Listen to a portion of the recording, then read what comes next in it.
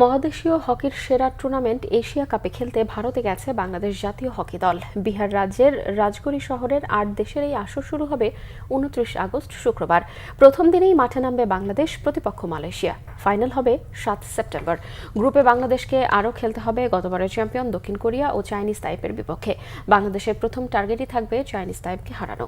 এই টুর্নামেন্টের শীর্ষ দল সরাসরি বিশ্বকাপ হকিতে খেলার সুযোগ পাবে। এছাড়াও দ্বিতীয় স্থান থেকে ষষ্ঠ স্থান পর্যন্ত এই ৫ দল বিশ্বকাপ বাছাই খেলার সুযোগ পাবে।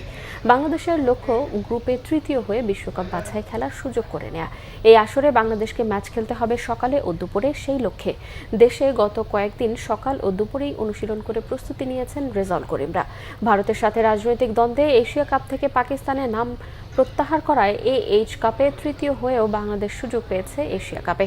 টুর্নামেন্ট শুরুর মাত্র ১১ দিন আগে খেলার আমন্ত্রণ পায় বাংলাদেশ। তাই স্বল্প সময়ের প্রস্তুতিতে অলীক কোনো স্বপ্ন দেখছেন না কোচ মশিউর রহমান বিপ্লব। রাজগড়ির আবহাওয়া ও মাঠ বাংলাদেশের মতো হলেও দক্ষিণ কোরিয়া ও মালয়েশিয়া বেশ শক্তিশালী দল। এশিয়া কাপে দলে জায়গা হয়নি ৪ অভিজ্ঞ খেলোয়াড় মিমো, নাইম, কৌশিক ও মাহবুবের। সিনিয়রদের সঙ্গে তার তরুণদের প্রাধান্য দিয়েই সাজানো হয়েছে জাতীয় দল। পুল এতে স্বাগতিক ভারতের সাথে খেলবে জাপান, চীন ও কাজাখস্তান।